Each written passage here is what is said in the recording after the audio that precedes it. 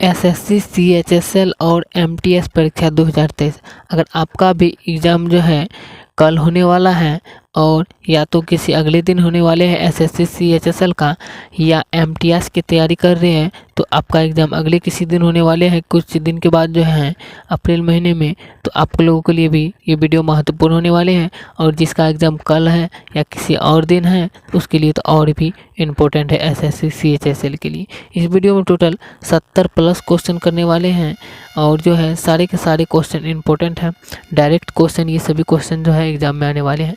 तो वीडियो को पूरा देखिए और ध्यानपूर्वक समझिए, सभी क्वेश्चन जो है बहुत ही ज़्यादा महत्वपूर्ण है आपके एग्ज़ाम के लिए।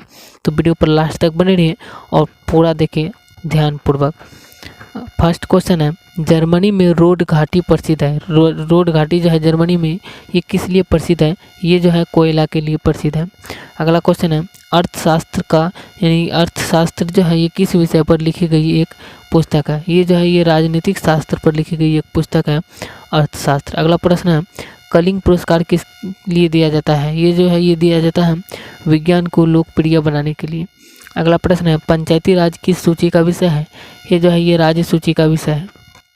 अगला प्रश्न है, प्राथमिक रंग कौन से हैं? तो प्राथमिक रंग जो है ये नीला रंग, नीला, हरा, लाल और हरा है ये प्राथमिक रंग, यानी प्रथम 3 रंग जो है ये है नीला, लाल और हरा। अगला प्रश्न है, फाउंटेन पेन के आविष्कारक कौन थे? ये थे वाटरमैन। अगला प्रश्न है, विश्व क्षेत्रफल में भारत के क्षेत्रफल का कितना प्रतिशत है? ये है 2.42%। अगला प्रश्न है, क्षेत्रफल की दृष्टि से विश्व में भारत का कौन सा स्थान है? ये जो है ये है 7वां स्थान। अगला प्रश्न है आपके सामने, देख सकते हैं, भारत का पूर्वी बिंदु क्या है?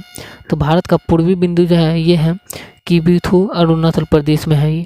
अगला प्रश्न है, भारत का पश्चिमी बिंदु कौन सा है? ये है गोहार मोती, जो गौर माता या गोहार मोती या गौर माता कहा जाता है, और यह है गुजरात में। अगला प्रश्न है, भारत का उत्तरी बिंदु कौन सा है? यह है इंदिराकौल या लद्दाख में सियाचिन ग्लेशियर में काराकोरम दर्रा में है इंदिराकौल। अगला प्रश्न देख सकते हैं, भारत के मुख्य भूमि का दक्षिणी बिंदु कौन सा है? ये जो है ये है कन्याकुमारी या कैप केमोरेइन, जो तमिलनाडु में है। अगला प्रश्न है, भारत का सबसे दक्षिणतम बिंदु कौन सा है? यह है इंदिरा पॉइंट, सबसे दक्षिणतम बिंदु। इसका अन्य नाम जो है यह है पिग्मालियन या पार्सन पॉइंट। अगला प्रश्न है, दक्षिणी बिंदु भूमध्य रेखा से कितनी दूरी पर है? ये जो है ये 876 किलोमीटर दूरी पर है। अगला प्रश्न, स्थल सीमा की कुल लंबाई कितनी है? तो स्थल सीमा की कुल लंबाई जो है ये 15,200 किलोमीटर है भारत की। अगला प्रश्न है, मुख्य भूमि के तट की लंबाई कितना है? तो मुख्य भूमि के तट की लंबाई जो है ये है 6100 किलोमीटर।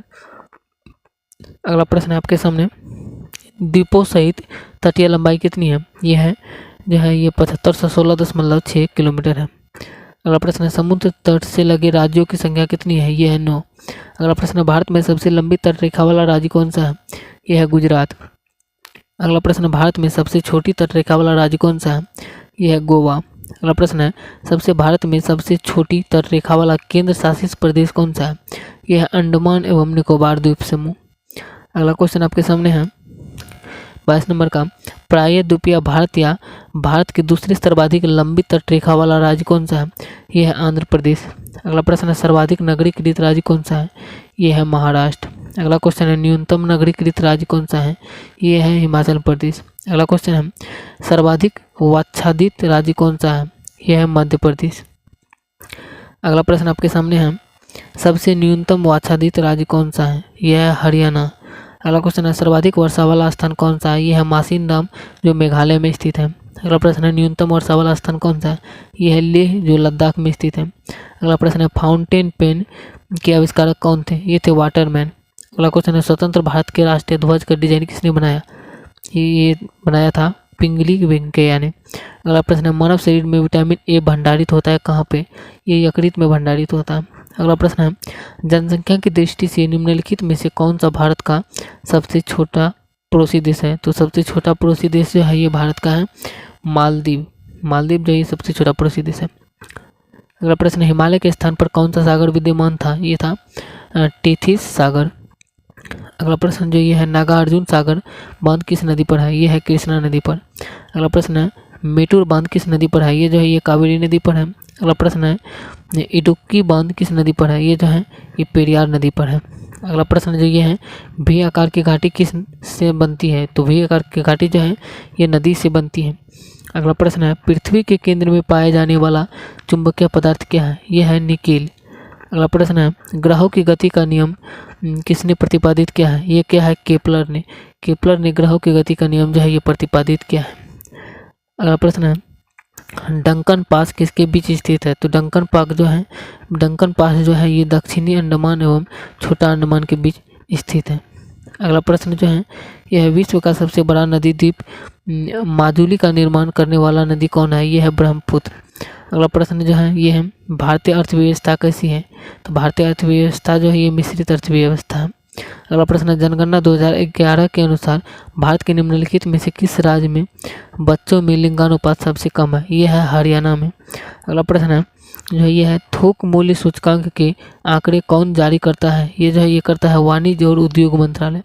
अगला प्रश्न है, भारत में योजना से संबंधित सबसे पहला विचार प्रस्तुत करने का श्रेय जो है ये किसे जाता है? ये जाता है एम विश्वेश्वरैया को। अगला प्रश्न है, वेल्थ ऑफ नेशंस पुस्तक के लेखक कौन है? ये है एडम स्मिथ। अगला प्रश्न जो है ये है, वातावरण में सर्वाधिक मात्रा में पाई जाने वाली गैस कौन सी है? ये जो है ये है नाइट्रोजन। अगला प्रश्न है, रेडियो धर्मिता की यूनिट क्या है? रेडियो धर्मिता की यूनिट जो है ये है क्यूरी। अगला प्रश्न है, इलेक्ट्रॉन ग्रहण करने की प्रवृत्ति को क्या कहते हैं? यह कहते हैं अवकरण। अगला प्रश्न है, चाकू से काटी जा सकने वाली धातु का नाम क्या है? यह है सोडियम। सोडियम सबसे लचीली धातु होती है। अगला प्रश्न है, हिंदुस्तान का तोता किसे कहा जाता है? ये कहा जाता है अमीर खुसरो को। अमीर खुसरो को जो है हिंदुस्तान का तोता कहा जाता है। अगला प्रश्न है, कौन मुगल शासक वीणा वादक के लिए प्रसिद्ध था? ये था औरंगजेब। अगला प्रश्न है, भारतीय कृषि अनुसंधान संस्थान कहाँ स्थित है? ये जो है ये नई दिल्ली में स्थित है।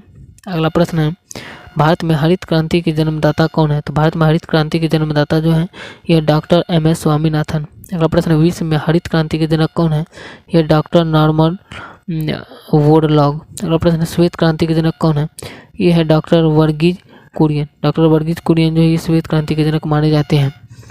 अगला प्रश्न जो है ये है, भारत में फसल के प्रकार को निर्धारित किया गया है। यह किया गया वर्षा के परिणाम तथा तापक्रम द्वारा।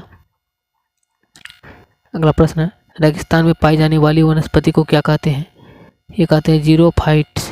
अगला प्रश्न है, भारत में फूलों की अधिकतम किस में पाई जाती है? तो फूलों की अधिकतम जो है ये उत्तराखंड में पाई जाती है। अगला प्रश्न है, विश्व में प्राकृतिक रबर का सबसे बड़ा उत्पादक देश कौन सा है? यह है थाईलैंड।